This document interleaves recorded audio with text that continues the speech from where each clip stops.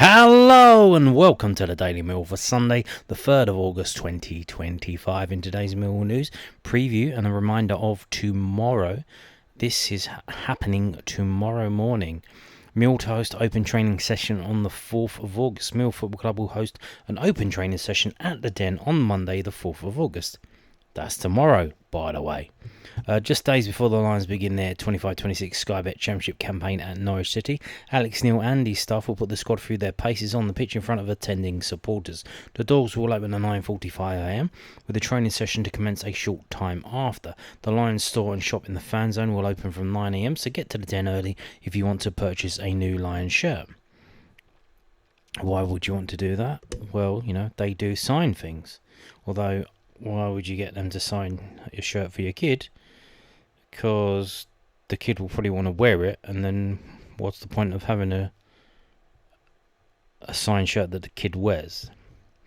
Mill season ticket holders and members can watch all the action unfold for free in SC16 on production of a valid 25-26 season ticket or membership. Entry will be via the Spitfire bar. Yes, again, still building work going on at Den. You saw it the game on Saturday. Everyone was in the opposite stand, in the Docker stand, the east stand, not in the west. And that's because it is currently a building site. There's interior building work still going on ahead of the first home game on Saturday, the 16th of August. So you have to go around the back, all the way around the back via the bar, which will be open to supporters, with the ticket office also open to anyone wishing to sign up and gain access.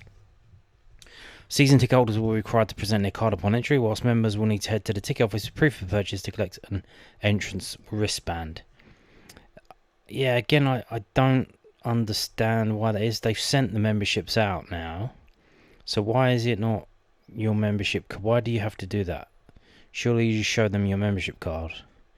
I think that means for people who've just signed up, whilst new members. So if you buy a membership on the day, you have to show them proof of purchase. Or if you haven't got your ticket in the post yet, your plastic membership card, you probably have to go and show them. Tell them your membership number or whatever, or your name and address, and I'll find your membership and give you a proof, a wristband to go in. I think that's what's happening. There will be hearts and crafts available inside the concourse, whilst the kiosk will be open for anyone wishing to purchase refreshments. Zampa and Bellina will also be in attendance. After the session is finished, the players and management will be on hand to sign any merchandise and pose for photographs. And if you come empty-handed, do not fear, the Lions store will be open to grab any last-minute purchases. We look forward to seeing you there. So yeah, again, I imagine this is all going on in the Docker stand, the east stand, not in the west, which is how they normally do it, but there you go. Now, we still don't have the time, has not been confirmed. I guess because it's not due course yet. It says confirmed in due course. If it hasn't been confirmed, must not be due course. So if you're a season ticket holder and you want to go to Newport County in the Carabao Cup first round and you want to buy a ticket, they're going to say on Monday the 4th, but there's no time been confirmed yet. So normally it's around 9:30, but just as you've just seen, there's a big thing happening, a big event happening at the Den tomorrow, which is normally well attended, because it's free to get in if you're already a season ticket holder or a member. You can get a photograph of the players, you can get the players to sign stuff. Normally, probably about 100 to 300 people turn up. So, it is a big event that takes a lot going on. But as you've just heard, it starts at 10 o'clock. So, I'm not saying that this is what's going to happen, but if I was them, I would put the Newport tickets on sale at 10:30, which is an hour later than they normally would be. But if you are planning to go down there in person or do it online and on the phone, maybe check beforehand, like once you wake up, 7-8 o'clock, whenever you wake up in the morning, check on Mill's Twitter page, which you should be able to view even if you're not signed into Twitter. They have the gold account that lets you do that. You just can't interact with the posts or see the comments underneath. Or just check the Mill website, and then they might have updated this, or they might tell you in a new story. But yeah, just check that out. Or just call them up once they're there. They should answer the phones, and then they're from. It says, did it say 9 o'clock? When ticket off? No, the Lion store's open from 9 o'clock. Yeah. Is that what I said? Where did I see that? Am I dreaming? Doors will open. Oh yeah, the Lion store and the shop in the van zone will be open from 9 a.m. So again, if that's the case, you would imagine that the ticket office would be open around then as well, unless they wait until 9:30. The doors are open at 9:45, so you've got a queue of people there at 9:30. But then, if they're queuing up to get the wristbands to go in, and then you've got season ticket holders queuing up who just want to buy a ticket for Newport away, and then they get to the front and say, well, yeah, can I have a ticket for Newport? And say, well, it's not on sale yet. It's come back in an hour. So, they're going to moan. Someone's going to moan. So, they probably should have mentioned this beforehand. Like, just push it back. Just push it back until, or push it back until, like, people's lunchtime. People can go drive down there on their lunch break. But, it is what it is. It is what it is. Now, moving on to this. So, new sets of highlights being put up on YouTube by Welling United, the game of Friday night. Just the goals. It's a short video, 3 minutes and 2 seconds of the 4 goals between Welling 2, Mill 2. So, just letting you know about that. It's on the Welling United YouTube channel. Now we're going to finish. No, we're not going to finish. We're going to move on, and then we're going to finish. We're going to move on to looking at the latest transfers, transfer done deals in August. We are now in August, and we have Norwich signing another player, Mirko Topic, from Famalicão in the Portuguese league, Portuguese top division. So they've signed another player. They are obviously they made a big signing, selling Sands, and it looks like they are splashing the cash, which is, I think that's how it goes now. You need, with all this financial fair play stuff, you need to sell your income. So if you sell a player, that gives you funds to buy players, and if you can't sell a player, you're kind of screwed. So you either end up going into the free agent market and just all the players that have been released, and then you just sign them up, which is basically just players that no one else wants. And then you have players that have managed to sell players to the Premier League or to other leagues and made some money, and then they can go out and sign the better players, and the other teams that can't afford to do that just signing all these free agents. And it looks like you're seeing like a fracturing in the Championship. There is like it's getting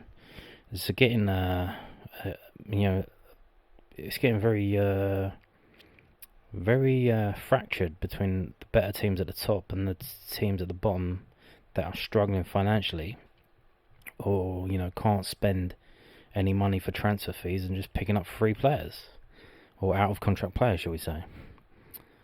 So there you go. Now moving on to, this was yesterday, the Saturday, so transfers going through on Saturday. Aaron Ramsdale left Southampton and gone to Newcastle on loan. Morgan Fox, a player that we were linked to, I think he's right back.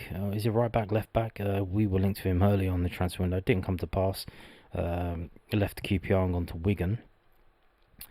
Oxford have brought in someone from Serie A on loan. Cagliari. Nick Prelec.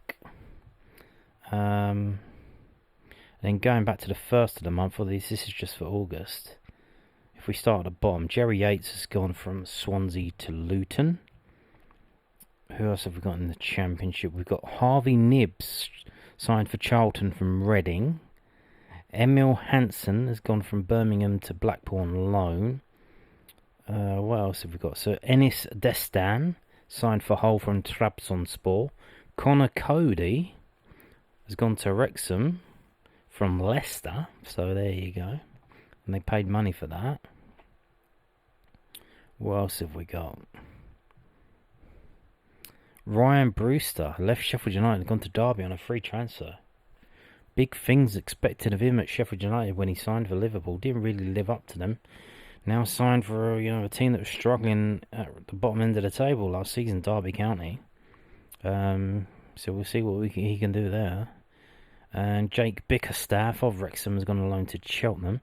Mikey Moore, apparently a Millwall supporter that we were linked to, a Tottenham player, just 17 years old, gone on loan to Glasgow Rangers, who didn't win in the opening day yesterday. And a lot of people saying, "Oh, that's their season over already." I don't know if Celtic were drawing 0-0 when I checked the score today, so if they drop points as well, they were home to St Mirren, so if that's happened, that's probably even more of a bigger shock. No, they ended up winning 1-0. When did they score? 87th minute, so they left it late, Sol Sidibe's left Stoke and gone to PSV Eindhoven. So there you go. Now, just briefly coming on to this player here, signed for Norwich. It seems Millwall have been some kind of trendsetters in that we signed a Serbian, a big fucking Serbian, and a lot of the teams in the Championship are following suit because he is a Serbian. Not only that, he's come from Vojvodina as well. Well, not directly, because obviously he was in the Portuguese Premier League for the past 2 years. But before that, 4 years as a senior player with hometown club Vojvodina. What are they putting in the water down there? I don't know. And they won the Serbian Cup in his first year when he was there. And he's got 4 caps for Serbia. So, we kind of like setting the trend. We got a Serbian, done very well, very young, doing very well for his age. And everyone else has gone, "Oh, is there any more of them anywhere?" And they go, "Yeah, there's one over there." So yeah, apparently, so their goalkeeping coach, goalkeeper. They got a goalkeeper who's also a Serb. So yeah, there you go. Now, this is interesting as well because next week, what's happening? Norwich versus Millwall. Now, I think if we go with one up front, I think Alex Neil will pick Coburn because he does better when he's playing up front on his own with the 4-2-3-1, the wide players around him. Does better than the Serb, but you could have I imagine Ivanovic may or may not know him. I assume maybe he obviously knows of him, but he may very well know him personally.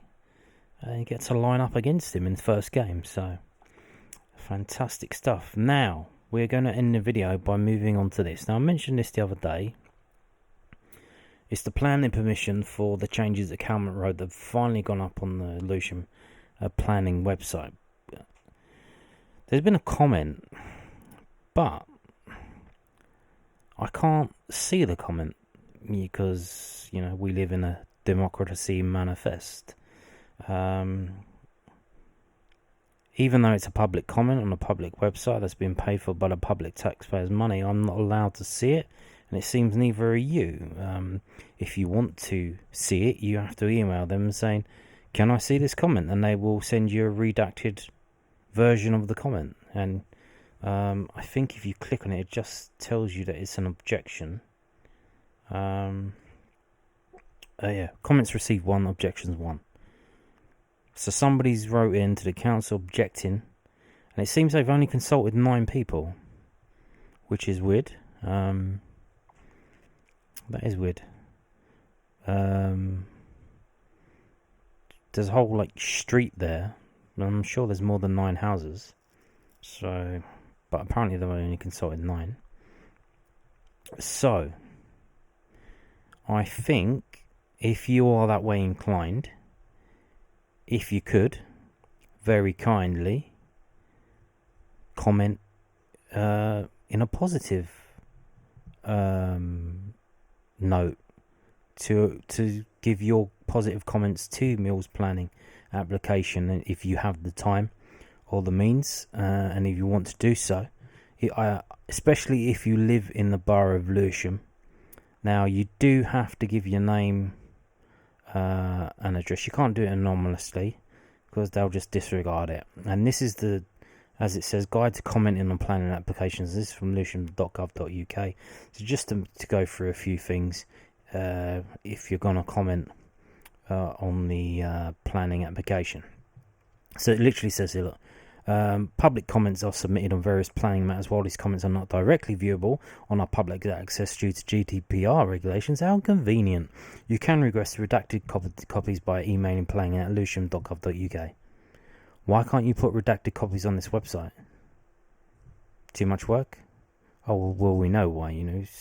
You see up and down the country, what's going on at the moment. They're doing things and building things and putting things through that people don't want and people are objecting to, so they're trying to obfuscate the objections of people on serious matters, and that includes something cut and dry like this, which would be nice to see what the objection was. Now, I could email them and ask for it, but I imagine if I did get an email and I showed it to you guys, then they would probably send the Gestapo around to arrest me for doing such a thing. Just a shame what's happening under this failing Labour government. But you can comment on a planning application online by email or in writing. Wow. In your comment, you should include the application number or site address, your name and address, and the date of your comment. After we receive your comment, the planning committee and planning office will review it. Comments cannot be submitted as anonymous, even if the writer expressly wishes it, in accordance with the Local Government Act 2000. Make a comment online. The quickest and easiest way to comment is online. If you make a comment online, we will acknowledge we have received it within 2 working days. And the way you can do that is actually going onto the planning application here, and you go down, and it says make a comment. You go to make a comment. Just give it a second while it loads, and you've got to log in and you've got to make a comment. So you got to create an account. So maybe you don't want to do that. It might be best if you email them, and you can make a comment by email. You can email your comment to planning@lewisham.gov.uk, and as mentioned, the application number of the site address, your name and address, and the date of your comment. And I would imagine in the title of the email, if you are going to do that, the number to quote is DC/25/140833, Millwall Football Club, Calmont Road, or just Millwall Football Club BR1 4BZ in the title of the email that you send to planning@lewisham.gov.uk. And you can even make a comment in writing. Do you remember that? An envelope, some paper, and a stamp. Although I think it's got the king's head on now, so don't feel as good licking the back of the king's head for some reason. I was never confused. Planning Department, Lewisham Council, Lawrence House, Catford Road, London, SE6 4RU. Type your letter. Oh, on a typewriter. Really old school. Or make sure your handwriting is easy to read. Because, I imagine they're incredibly stupid down there. What you should comment about. So, there's rules. There's all kinds of rules, what you can and can't do. You can what you can comment on. Examples of material planning considerations we will consider include local, strategic and national policies and guidance, impacts on amenities such as privacy, sunlight, overshadowing and overlooking, but not loss of view. You can lose your view, Planning site history, including appeal decisions, highway issues, traffic generation, vehicular access, pedestrian and highway safety, impact on listed building conservation areas and non-designated heritage assets, impact on nature, conservation and biodiversity, design or appearance of a development, including density, layout, height and finishing materials, compatibility with other uses in the area, noise and disturbance from the proposed users and hours of operation, impact on social infrastructure such as schools, and the potential to reduce pollution, including carbon emissions. So you can see a lot of these are ways that people would and could complain. So if you're going to write in with a letter of support or an email of support, I would suggest you can be honest and say, I'm a Millwall fan and this will be amazingly helpful for the club as we try to get into the Premier League, and which would be beneficial for Lewisham as a whole, the prestige, etc., etc. Lewisham once sponsored the club shirts, a very historic link between Lewisham and the club, etc., etc. Although, to be fair, honestly, at the moment, I think it's the London Borough of Southwark that benefits most from really Millwall, in terms of, because the club's right on the border. The shops on Eildon Road that get business during the games, they're in Southwark. The pubs at London Bridge are in Southwark. The pubs in Southwark Park Road are in Southwark. The Wetherspoons at Surrey Docks is in Southwark. All of the stations that get used to go to the game are in Southwark. South Bermondsey, Surrey Quay Station, Canada Water. They're all in Southwark. I imagine there's probably a few that come through New Cross, but not many now that the ground's not down that way. Probably only used when South Bermondsey gets closed for a game. So, or you could lie and say, you could just say, this doesn't impact anything. The building is literally just on the same site. They're not encroaching on any green space. They're just building up on what they've already got.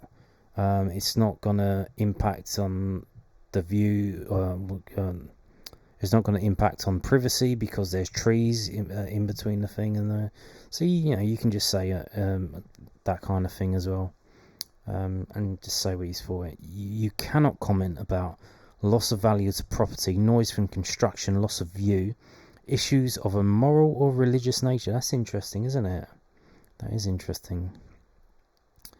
Health and safety risks, opposition to business competition, matters controlled under other legislation such as building control, drainage and licensing, private issues between neighbours such as land boundary disputes, damage to property, rights of access, restricted covenants, and objections to principle of development where there has been settled by previous planning permission or appeal.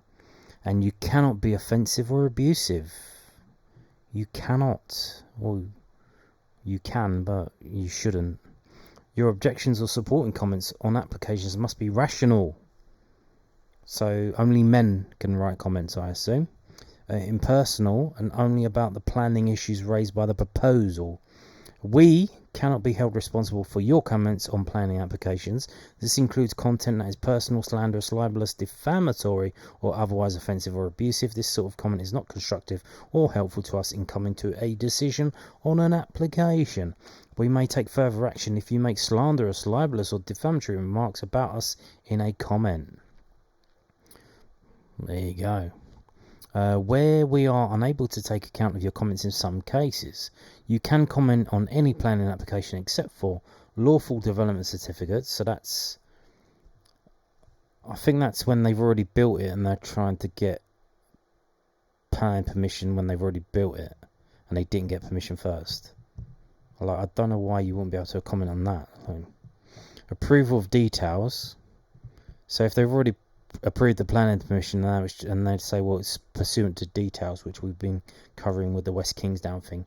So you can't comment on that. You can't comment on the details of what Millwall are going to do for the this, that or the other. That's just the council.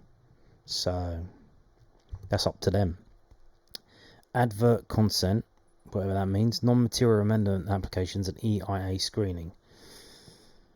So yeah. Now, here's the thing. Time period. You usually have 24 days from the date that the planning proposal is published to make a comment. However, this can vary, so you should check the time. Now, if we go back and we see, if we go back to the details, you'll see that this was put up and published, I think it was the 17th or 16th of July. 16th of July, so 24, that's around the 8th or the 9th, which is at the end of this week. So, if you are going to do it, probably, well, it's just if you're going to do it by email, I mean, you could probably wait till Thursday, Friday, but if you are going to send a letter, probably best to get on that Monday, the way that the Royal Mail is at the moment. We will acknowledge receipt of your comments by email or by letter, but we will not respond to your individual comments. So it's all individual. It's like an automatic comment thing, bot saying, yeah, we got your email. Apart from acknowledging receipt of your comment, we will not contact you again unless significant changes have been made to the development proposal. We are notifying that the application will be heard at a planning committee and the decision has been made. So yeah. If you want to help the club out and get them over the line in terms of the redevelopment or the small development that they're doing at Calmont Road in the face of opposition from the neighbours, if you could be so kind, especially if you live in Lewisham, there you go. I've just told you how to do that. So on that note, thank you for watching and goodbye.